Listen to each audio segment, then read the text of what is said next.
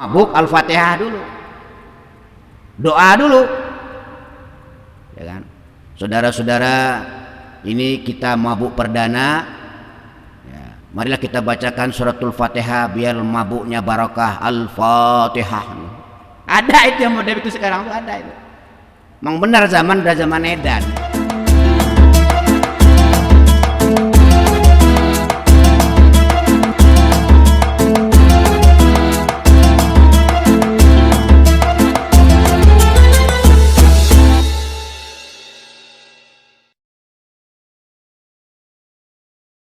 Hukukir rububiyati, dengan beberapa hak ketuhanannya Allah. Fi zahirihi, di dalam zahirnya arifin, bitta'ati, dengan taat. Nah, ciri-cirinya orang yang udah bermakrifat kepada Allah itu, kalau kita lihat zahiriyahnya itu penuh dengan ketaatan. Ibadah zahirnya penuh dengan ketaatan. Aktivitas zahirnya itu penuh dengan ketaatan. Itu ciri orang yang sudah bermakrifat kepada Allah. Tidak aneh-aneh orang makrifat itu ya.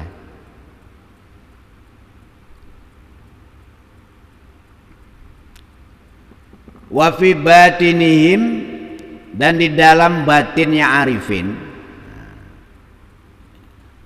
ibadah batinnya, bil muraqabati lahu, dengan memperhatikan lahu kepada Allah. Secara batinnya orang yang sudah bermakrifat itu dia selalu memperhatikan gerak-gerik takdir Allah. Jadi apapun yang dia lihat dia kembalikan kepada Allah. Apapun yang dia dengar dia kembalikan kepada Allah. Begitu pula apapun yang dia omongkan dia kembalikan kepada Allah. Apapun yang dia pikirkan dia kembalikan kepada Allah. Jadi tidak ada suuzon. Kalau tidak dikembalikan kepada Allah, isinya cuma suuzon, negatif thinking, berburuk sangka. Nah, berburuk sangka ini membuat hati kita menjadi busuk. Kalau hati itu busuk, mulut kita juga ikut busuk, penglihatan kita busuk juga, pendengaran kita busuk juga. Itu efek daripada suuzon, suuzon billah, berburuk sangka kepada Allah, wa bi khalqillah, dan kepada makhluk Allah. Jadi amalan batinnya orang yang sudah bermakrifat kepada Allah itu muraqabah. Dia selalu memperhatikan gerak-gerik takdir Allah, kemudian dikembalikan kepada Allah. Ini maunya Allah. Nah, itu zikirnya illallah, illallah, illallah. Maunya Allah. Tidak ada yang maunya makhluk. La haula wala quwata illa billahil aliyil azim. Tidak ada kemampuan untuk taat dan tidak ada kemampuan untuk menghindar dari maksiat kecuali dengan izin Allah. Jadi orang berbuat maksiat itu karena dia dapat izin Allah, cuman nggak dapat ridhonya. Itulah rahasianya kenapa Allah buat neraka. Dulu Nabi Musa alaihissalam pernah protes kepada Allah. Apa kata Nabi Musa? Ya Allah, Engkau kan Rahman Rahim. pengasih penyayang. Kata Allah, terus gimana? Kalau kau Rahman Rahim, kenapa kau bikin neraka? Kau bikin aja surga, gak usah bikin neraka. Kata Nabi Musa, Musa, kalau kau ingin tahu jawabannya, sekarang kamu aku perintah, tanamlah gandum. Nabi Musa disuruh menanam gandum. Setelah ditanam, tumbuh, berbuah, panen. Allah bertanya lagi, bagaimana Musa gandumnya? Udah panen ya Allah. Terus yang baik-baik saya bawa pulang, yang jelek-jelek saya bakar di ladang. Kata Allah, nah begitu pula aku membuat hambaku. Yang baik-baik ku masukkan ke dalam surga, yang jelek-jelek ku bakar di neraka. Jadi orang berbuat maksiat itu atas izin Allah. Makanya sekarang ada itu yang viral itu, mau mabuk Al-Fatihah dulu, doa dulu, ya kan? Saudara-saudara, ini kita mabuk perdana, ya, marilah kita bacakan suratul Fatihah biar mabuknya barakah. Al-Fatihah. Ada itu yang model itu sekarang tuh, ada itu. Memang benar zaman udah zaman edan. Ya. Orang mau maksiat kok diselamati dulu.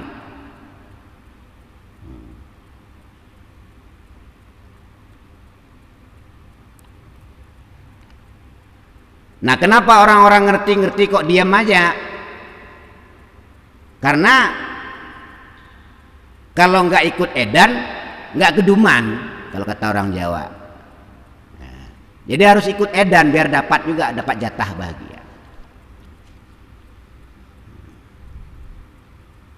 Zamannya udah zaman edan. Kalau nggak ikut edan, nggak kebagian. Supaya kebagian, ikut edan. Mau mabuk, doa dulu Al-Fatihah, Astaghfirullahaladzim.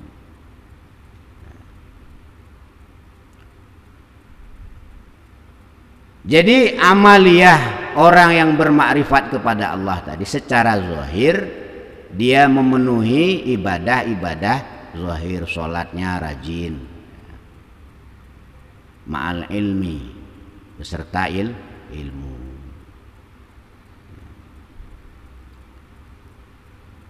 Kemudian amalan batinnya, dia selalu bermuraqabah kepada Allah.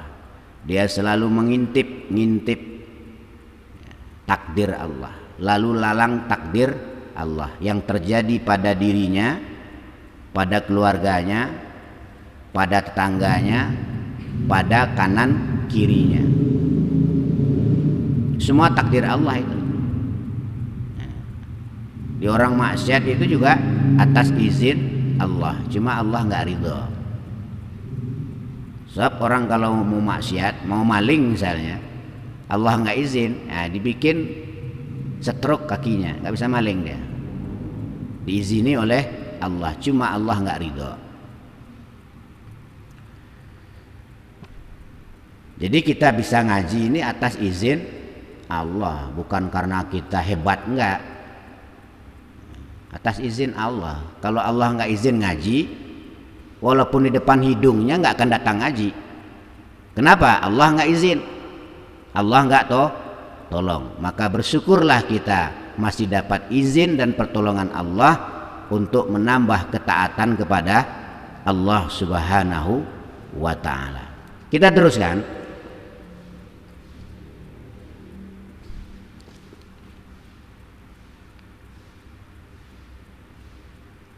Wadawamil khuduri ma'ahu,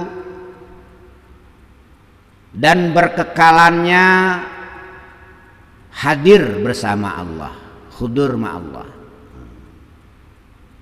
Itu ahwalnya atau keadaan hatinya orang yang bermakrifat. Dia selalu hadir beserta Allah.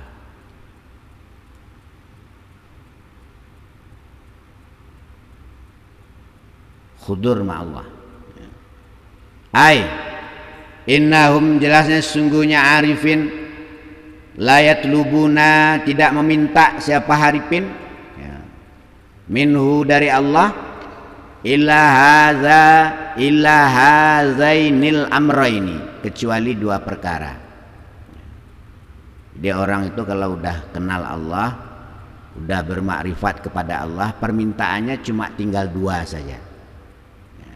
Kalau belum makrifat mintanya macam-macam, minta rumah bagus, mobil bagus, duit banyak, minta istri cantik, dikabulin dapat istri cantik malah bonyok, istrinya banyak permintaannya, minta ini minta itu, tandanya orang belum kenal dengan Allah.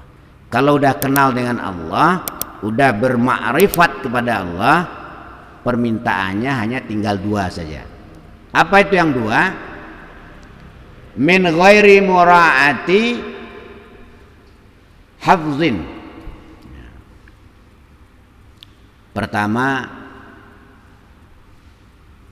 meminta untuk dijaga dari jatah-jatahnya. Maksudnya begini, orang hidup itu kan udah punya jatah sendiri-sendiri.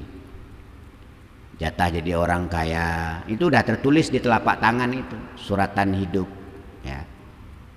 Jatah orang kaya, jatah orang melarat, jatah orang pangkat, jatah orang biasa itu udah ada tulisannya. Nah, orang yang bermakrifat kepada Allah ini minta sama Allah, ya Allah, seandainya jatah saya itu membuat saya jauh darimu, jangan kau berikan kepada saya. Itu. Misalnya dia dijatah kaya raya oleh Allah, dia minta sama Allah, ya Allah, kalau kekayaan ini membuat saya jauh darimu, maka jangan berikan kepada saya, berikan ke yang lain aja. Kalau kita mah enggak minta kaya, ya. Ya Ghani ya Mughni aghnina. Waduh. Ya Ghani ya Mughni aghnini. Ya Allah, Zat yang maha kaya, Zat yang memberi kekayaan, berilah saya kekayaan. Ini belum cirinya orang makrifat itu ya. Kalau orang makrifat enggak, doanya malah gitu. Seandainya ada tawaran nih, tawaran yang menggiurkan, doanya bukan biar tawaran itu sampai kepadanya, enggak. Doanya, ya Allah, jika tawaran ini bisa mendekatkanku kepadamu, maka laksanakanlah ya Allah. Tapi kalau tawaran ini membuat aku jauh daripadamu, maka berikanlah kepada yang lain. Itu cirinya orang yang bermakrifat. Kalau kita mah enggak, nyogok malah, ngakal-ngakalin. Bagaimana supaya dapat proyek, sogok kanan, sogok kiri, ya kan? Diputar otak liciknya, diputar bagaimana caranya supaya dia dapat. Kan begitu. Orang yang bermakrifat malah kalau ditawarin, dia doa sama Allah, ya Allah, kalau tawaran ini bisa mendekatkanku kepadamu, laksanakan ya Allah, berikanlah. Tapi kalau ini membuat aku jauh darimu, berikan kepada yang lain. Ya, nanti kalau ditawarin jadi bupati misalnya, mana tahu ada tulisan tangannya 2012 jadi bupati, nggak mustahil. Ya, innallaha ala kulli syai'in qadir. Begitu ditawarin jadi bupati, ibaratnya doa sama Allah, ya Allah, jikalau tawaran jadi bupati ini bisa mendekatkanku kepadamu, nah jadikanlah aku bupati. Tapi kalau aku jadi bupati ini membuat aku jauh darimu, memutarbalikkan hukummu, berikanlah jabatan itu kepada yang lain. Bukan malah nyogok-jonggok kepengen jadi bupati, nyogok sana, nyogok sini, bikin kelicikan, ya amburadul, hancur jadinya. Itu orang yang bermakrifat. Nah, cuman kalau kita belum makrifat ya sudah, minta aja, minta kaya nggak salah. Dimintanya jangan sama setan. Ya. Itu yang pertama. Yang kedua, permintaan orang yang arifin tadi, wala baqain ma'an nafsin. Dia minta kepada Allah supaya tidak berketerusan mengikuti hawa nafsu. Itu permintaannya. Yang paling berbahaya itu adalah orang digulung oleh hawa nafsunya, sehingga dia tidak bisa keluar dari cengkraman hawa nafsunya. Dia minta sama Allah, ya Allah, ya, jangan engkau biarkan hawa nafsuku menguasaiku. Karena kata Allah dalam Quran, innan nafsa la amaratun bisyu'.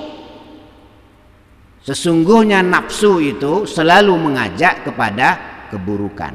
Orang kalau sudah menuruti hawa nafsu, endingnya, cerita akhirnya pasti penyesalan dan kesengsaraan. Maka kita minta sama Allah, ya Allah, jangan kau biarkan aku dikuasai oleh hawa nafsuku. Bukan malah minta bahan untuk hawa nafsu berkuasa, ya. Yang membuat orang itu dikuasai nafsu bahannya apa? Kekayaan, pangkat, jabatan, ketenaran, kepopuleran, ya. Itu buat orang mengikuti hawa nafsu. Kalau nggak punya duit mah nggak kebanyakan tingkah. Orang kalau nggak punya duit tuh pendiam. Coba lah kalau kumpul-kumpul sama keluarga, ada arisan misalnya, arisan keluarga, kita datang nggak bawa duit, hidup lagi kebelangsat, lagi susah, pasti di sana nanti diam aja, ya nggak? Ditanya kenapa diam aja, sakit gigi, padahal nggak punya duit. Tapi kalau duitnya banyak, datangnya pakai Fortuner, wah ngomong aja, dia aja ngomong, yang lain nggak kebagian. Jadi harta kekayaan itu adalah energi hawa nafsu. Begitu pula pangkat. Orang kalau punya pangkat ngomong aja dia. Semua diomongin dari Sabang sampai Merauke, tidak ada yang ketinggalan.